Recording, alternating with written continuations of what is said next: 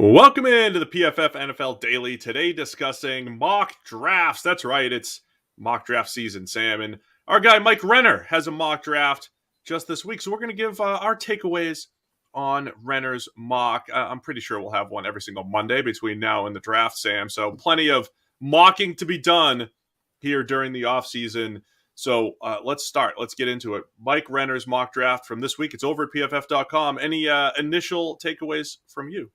Mocking the mock. Look, obviously the first and most obvious thing with this mock and with pretty much all mocks, I think, this year is going to be how far down you have to go before you get to the first quarterback, right? Usually the quarterbacks are the guys going number one overall, but this is a weird year. The guys that were supposed to be at the top of the class didn't have particularly strong college seasons, and most of them have slipped down the rankings or slipped out of the reckoning completely.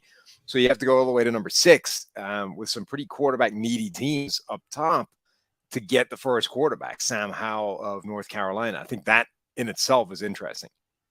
Yeah, so I think the discussions you and I are going to have, we have a lot of shows between now and the draft. We're going to be talking about a lot of this stuff, a bunch, right? So say that the Lions at number 2. So the Jaguars number 1 and the Lions at number 2. A lot of people do have them going defensive lineman. Aiden Hutchinson is where Renner has Michigan's defensive lineman going to the Jags, and then Kayvon Thibodeau from Oregon going to the Lions. The Lions and then the Texans at 2 and 3. Now that the top 14, the top bunch of picks are locked in, right? What's this debate going to be for the Lions? They've got 2 first-round picks.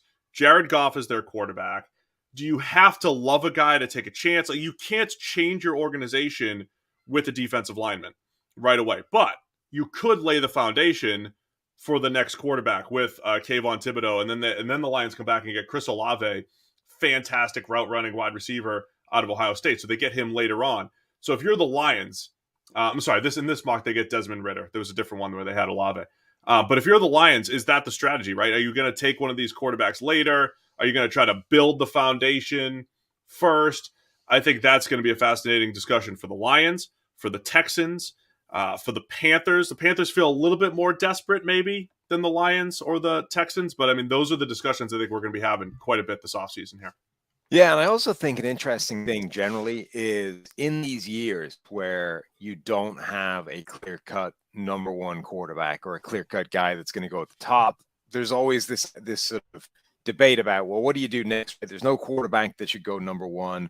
So what is the next position that goes? And it's usually only edge rusher or offensive tackle. For some reason, those are the 2 positions that get picked number 1 overall when there isn't a quarterback. And this is one of those years, the number 1 overall pick seems like it's inevitably going to be either Aiden Hutchinson from Michigan or Thibodeau from Oregon. And I'm kind of fascinated by the idea that the things have changed, right? Like we've spent years now talking about what we've learned from analytics and a greater knowledge and sophistication of position value and all these kinds of things. And, cornerback is as valuable as any position in the NFL right now. Wide receiver is as valuable as any non-quarterback position in the NFL. Now, receiver, I can at least see the argument that there's so many of them, right? And it's easier to get those guys lower down. Like, just look at last year's draft or the year before that. Like, almost everybody you draft in the first couple of rounds is going to be good. But, rewind a year and say, take all the quarterbacks out of last year's draft. Would Jamar Chase not be the most logical number 1 overall pick from that group based off what we know? And this year, I think it's an interesting discussion, right? Everyone's going to go edge rushers, but is there a better argument for a Derek Stingley Jr. from LSU, the top cornerback in the draft, or, the top receiver from the draft, whether it's whoever you have? I think that's going to be a debate, but Garrett Wilson is a guy that I thought flashed a lot just from last year's tape, let alone this year. So I'm kind of interested by that's like a predetermined thing. Everyone's just locked in the edge rushers, but should there be more discussion about that? Yeah, I think the edge rusher, I mean, the defensive lineman versus offensive lineman, I think the trenches just feel safer. And I think historically they are. It is easier to project edge rushers. But at the same time, here are the edge rushers that it's pretty easy to project. Guys named Bosa, Myles Garrett's, Chase Young's. Those guys are easier to project. And that's not taking anything away from Aiden Hutchinson or Kayvon Thibodeau. Hutchinson only has this one. He went from good to really good this year. This one breakout season where he created at 94 plus this year. Whereas where the Boses, the Garretts of the world, they were elite from start to finish. Hutchinson went from good to elite, and Kayvon Thibodeau, he had a really good season too. But neither one of those guys is truly at that slam dunk in that slam dunk territory. Whereas Derek Stingley, I'm looking at the most valuable, if you just look at corners and edge rushers, the most valuable player across those two positions this year is Jalen Ramsey. And I think Derek Stingley has Jalen Ramsey type of potential. Now, it's potential, and It's a lot more volatile at corner, but I think it is a healthy discussion we should be having. The NFL playoffs are here. DraftKings Sportsbook, an official sports betting partner of the NFL. They're kicking things off with a huge offer. Counting down to Super Bowl 56, new customers can get 56-1 odds on any wildcard team to win their game. Bet just $5 to win $280 in free bets if your team is victorious. If Sportsbook isn't yet available in your state, you can still play for something this wildcard weekend. Everyone can play for huge cash prizes in DraftKings with their daily fantasy football contests. And DraftKings is giving all new customers a free shot at millions of dollars in total prizes with their first deposit. So download the DraftKings Sportsbook app now. Use promo code PFF and get 56-1 odds on any NFL team. Bet $5 and you win $280 in free bets if your team wins. It's promo code PFF this wild card weekend at DraftKings Sportsbook, an official sports betting partner of the NFL. Must be 21 or older. New Jersey, Indiana, Pennsylvania only. New customers only. Minimum $5 deposit, $1 wager required. One per customer. Restrictions apply. See DraftKings.com/sportsbook for details. Gambling problem? Call 1-800-GAMBLER. By the way, Derek Stingley goes at number 4 to the New York Jets. You're basically saying, hey, if you're the Jags at 1, they need corners. You're the Lions at 2, they need corners. Is it crazy to say Derek Stingley could be one of those guys rather than Hutchinson or Thibodeau? Yeah, I mean, if you think that Derek Stingley is the best corner in this draft and an elite cornerback prospect, then no reason that cornerbacks shouldn't be going number 1 overall.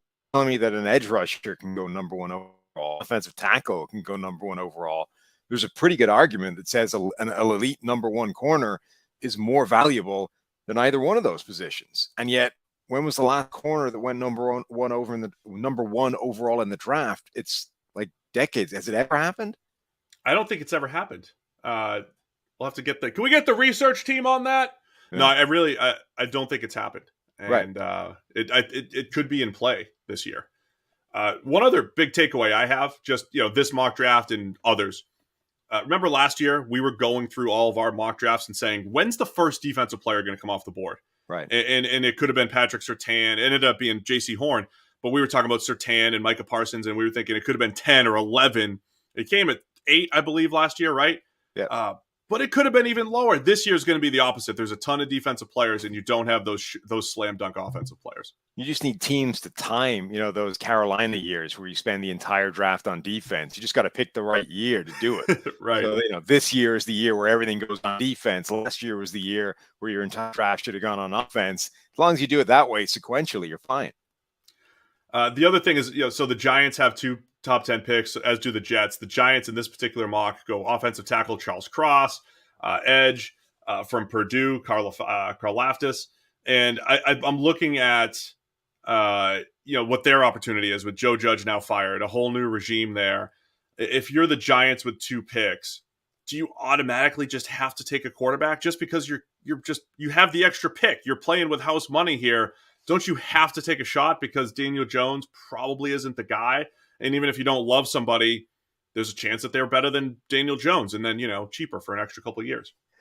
I don't think you have to, but you obviously have the flexibility to do that, even if you don't love any of these guys. Like you said, it's kind of house money. It gives you the chance to sort of, hey, we like this guy, but we admit there's a pretty big chance that it doesn't work out because he's not a clean prospect like some of these other guys in years past. It gives you the ability to be able to go, what the hell? Like, let's roll dice. Let's see what he has.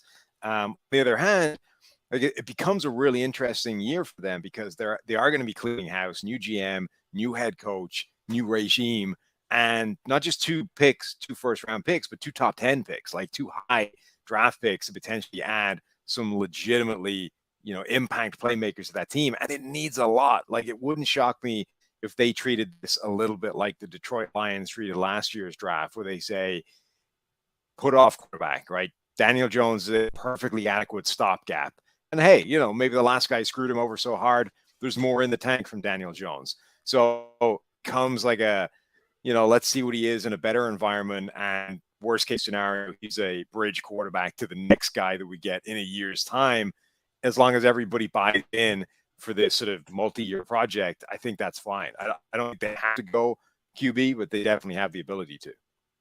Yeah, just to wrap it up, my high-level takeaways on Renner's mock, in every mock, Worst defense mock is ever. the worst mock. First, it's the worst mock ever, obviously. There are defensive players to be had. There's plenty of tackles to be had. And who knows on the quarterbacks? Who knows on the quarterbacks at this point? Even as we get further into the evaluation process, I don't know if there's going to be a clear-cut favorite that emerges. So right now, pretty tough to predict. Anyway, get to pff.com. Check out Renner's entire mock and be sure to leave him feedback. Tell him how much you love it or hate it because, it's a mock draft.